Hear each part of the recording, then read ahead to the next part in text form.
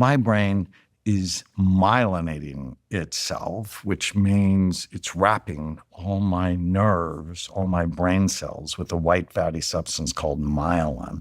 And my frontal lobes are not done until I'm 25. Oh, I'm going to love my brain. So I'm not pouring crap in my body with what I eat or what I drink because it's bad for my brain. When I'm 60 and I'm stressed because my football team's not winning, I'm not going for an extra beer because I love my brain. And I'm going to get to a healthy weight because I love my brain. That's the change. That's why I think God put me on the earth. I wanted to do something. I was just thinking about it as you were speaking then about the one simple thing that I can do to help my brain and to love my brain. When you think about behaviors and habits that are popular and trendy at the moment, are there any that stand out to you as being particularly good for the brain or particularly bad for the brain? Because I had a couple come to mind that I wanted to throw at you. I mean, one of them that's exploding in the UK at the moment is paddle, which is kind of, I think you call it pickleball here. Good for my brain, bad for my brain. Good for your brain. Really good. Do you know what? For your brain. When you scanned my brain, you told me that. You said, for the next 6 months, Steve, I need you to take some omega-3, do this, do this, do this, and I'd like you to play more racket sports. I built a paddle court in my garden. So I have a paddle court in my garden in Cape Town. And I love playing it now. And when I play it all the time, I said, Dr. Amen said it's good for my brain. But it's exploding. It's exploding across Europe, really, but really across much of the world now. Paddle, And so here in good. the US too. Oh, really? And it's so good for your brain because it's working your cerebellum. And I told you that because yours was sleepy. And as you activate this, and you do that with coordination exercises, it then activates your frontal lobes. Does that mean that people that are uncoordinated have a cerebellum issue? Yes. Oh, really? Okay. And the more you do it, the better coordination you develop. And that's why coordination exercises for kids, so we talked about kids, is you want to do that with them early.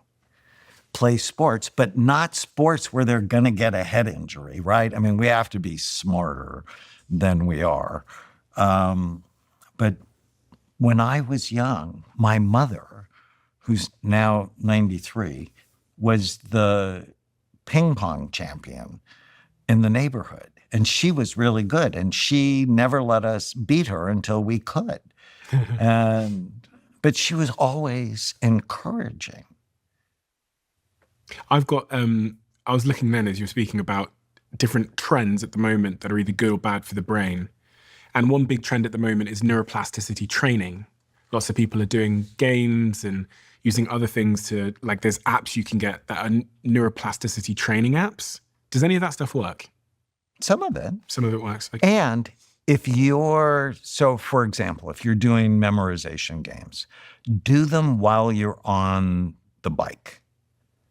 Now, not in the street, but if you're on a stationary bike and you're doing those games, it's been found that exercise increases blood flow to the hippocampus, meaning you're more likely to remember it and you're strengthening your brain in the process. So exercise with new learning, stunning.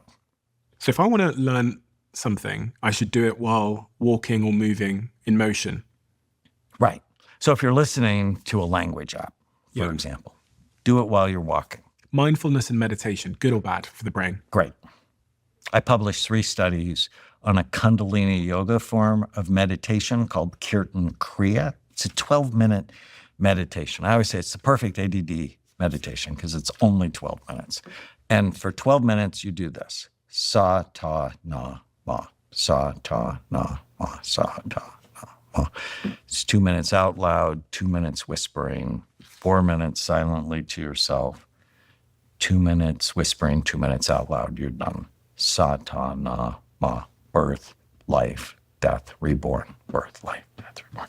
But the one we studied is sa, ta, na, ma. And so if they look it up, kirtan kriya activates your cerebellum, activates your frontal lobes, calms down your emotional brain. People who did that for 12 minutes for 8 weeks, their resting frontal lobe function was stronger. So simple.